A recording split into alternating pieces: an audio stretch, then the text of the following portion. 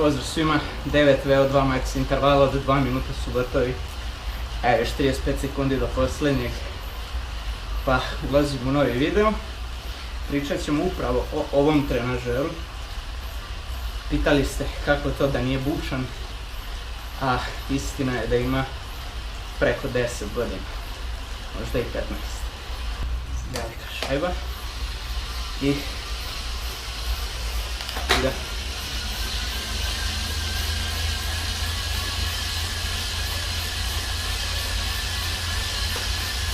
Između 311 i 324 vata.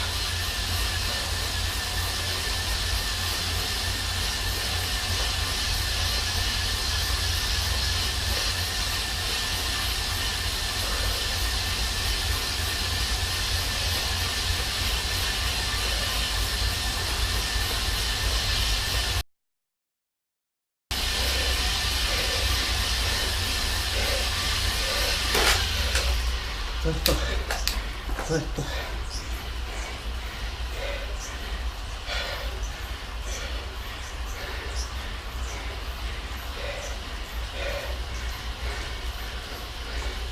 Nemojte nikad posle velikog napora odmah da stajete.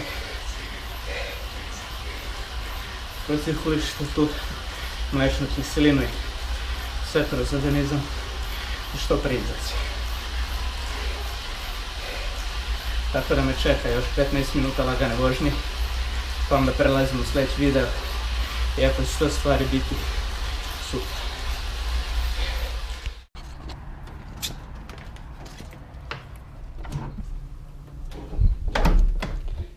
A ovako to izgleda posle treninga, samo ovo ide malo okolnim putem, pošto ovo baš neće. Tebi ti čovječe. A zašto je ovaj tepih tu? I zašto je ovo sloj spaljene gume?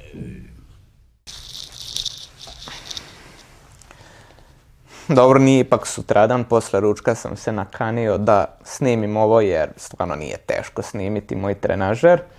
Vjerojatno ste svi očekivali da imam možda neki ultra smart sa samo kasetom, ono ne znam, ludilo što se dižu amortizer napred, simulira uspone i tako to. Sad ću vam pokazati kao pokrivalici kako ti trenažeri izgledaju.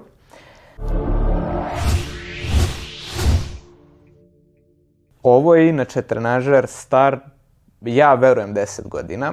A moj sadašnji već možda 5 godina trener Bojan Đurđić će da me ispravi, jer je ovo njegov bivši trenažer, a verujem da je baš dosta vozio na njemu, jer možete da vidite ovdje, ovaj čelični valjak je potrošen sa gumom, tako da vrlo vjerojatno da je dotrajao baš. Eda iz Invicte mu je zamenio ležaj i to je jedan od razloga zašto je on skoro pa nečujan. U međuvremenu je ova ručica za opterećenje, to jest sajla koja treba da povećava i smanjuje opterećenje, izgubila funkciju, tako da najlakše što sa mojim 39-25 prenosom mogu da vrtim jeste 120 vati, ispod toga ne mogu. Znači, trenažer je baš, reklo bi se hardcore, jako jednostavan, čak mu je ovaj zatvarač ovdje polomljen, to ste vidjeli da se malo patim sa tim. Ali ono što je najvažnije, on je ispravno i funkcionisan. Mi naravno uvijek izbegavamo da vozimo trenažer. Uvijek je bolje napolju. Ali evo kao ovaj interval što sam danas, to jest intervale koje sam danas radio, ne može se napolju raditi i nije preporučljivo, pogotovo ako je oko nule, povredit ćete nešto. Pluća, zglobove, nešto. Nije to baš tako jednostavno. I naravno nekad je mnogo jednostavnije u izolovanim uslovima ostvariti takve intervale, pogotovo što ste čuli, radio sam u opsegu od 13 vati i to je baš napolju skoro mnogo je teže uraditi. Dakle, ovakav trenažer možete naći polovan, jer naravno nov baš ovakav više nema, za nekih 50 eura. Cikloberza ili Oglasi, gde god se nalazite. I u principu bilo gde ih u svetu možete naći. Znači, ovo je Tacx Cycle Rack. znači kao rek, držač, nosač za bajs. Napravljen je ovo je isto, znači čelik, ništa fino, nije lagan uopšte, znači nije ono kao ultra fancy za transport, a dobro, nije ni težak za transport, ali evo, s jednim zamenjenim ležajem ovde, on je postao prilično nečujan.